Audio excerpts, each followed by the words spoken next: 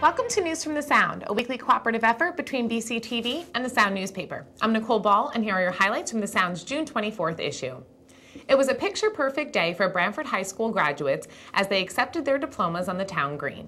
The class of 2010 commencement was led by retiring BHS teacher Michelina Fazzino, and class president Ashley Gatto also took the podium to wish her fellow graduates good luck in future endeavors. Check this week's paper and online at www.zippo6.com/Brantford for a full list of graduating seniors, their exhibition projects, and their future collegiate plans. You can also find a photo gallery of the graduation online, if you attended the commencement, be sure to submit your own photos to Zippo6 as well. After graduation, the Green welcomed the entire community back downtown for the 26th Annual Brantford Festival last weekend. With perfect weather for all 3 days of the event, attendees were treated with the best food, fun, and entertainment the town could offer, plus the famous road race. Visit Zippo6 to see the Sound's own photo gallery of the event or to add your pictures to the mix. First Selectman Anthony Unkter-Ross is pushing for a property swap that could mean much larger homes at minimal cost for the Brantford Senior Center and the Brantford Board of Education. He presented his idea before the Board of Selectmen and Board of Education meetings on June 16th. The next step is to bring the plan to the representative town meeting in the future. Find out which buildings DeRoss plans to swap and more details about his plans this week in the Sound and online at www.zippo6.com/Brantford. On June 17th, Brantford's town planner, Shirley Rasmussen, and members of the Planning and Zoning Commission oversaw the first public meeting discussing the latest draft of the Brantford zoning regulations. About 30 members from the public were also in attendance to offer some suggestions. Some ideas include a plan to reduce the number of parking spaces per 1,000 square feet of commercial construction, upgrade building exteriors to meet the town center's village district appeal, and to streamline standards for undersized residential lots.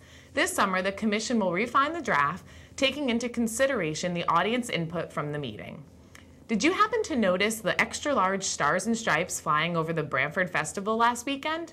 Thanks to a generous donation from the Brantford Rotary, the town is now the proud owner of a substantial 15 by 25-foot American flag, which was raised on Flag Day, June 14th. The flag will be flown on special occasions, and its next flight is scheduled for the 4th of July. In sports, the Brantford American Legion Post 83 baseball team entered their season with an experienced staff of talented pitchers, so the team's coach reports that he is optimistic about his squad.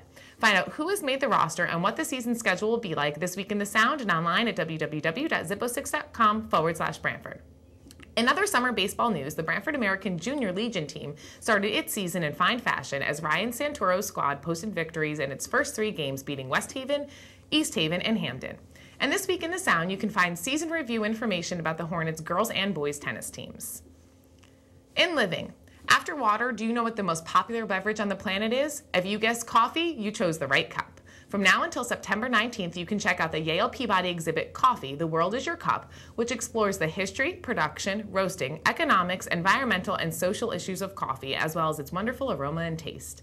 And if all this coffee talk has you yearning for a cup, the exhibit is sponsored by Willoughby's Coffee and Tea with shops in Madison, Brantford, and New Haven. Head over to see them for a steaming cup of joe.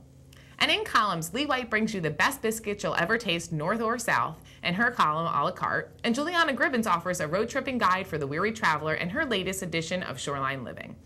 And this week's film review finds The Karate Kid to be a success, but you can always decide for yourself. In fact, if you head to the movies, submit your 10-word movie review to Living editor Meredith Crawford at living@shorepublishing.com. And this week on the web, did you attend the Brantford Festival? The Sound and Zippo6.com would like to see your photos. Head over to zippo6.com/Brantford to upload your own photo gallery, and also be sure to check out the galleries taken by the Zippo6 team at the Getting Wiggy photo booth. And the second annual Brantford Jazz on the Green series begins July 1st. Artists will perform Thursday nights from 6:30 to 8:30 p.m. on the town green. Find a full schedule and information about each week's performer online at www.zippo6.com/Brantford and scroll to the special feature section. And that's it from News from the Sound this week. We'll see you next week.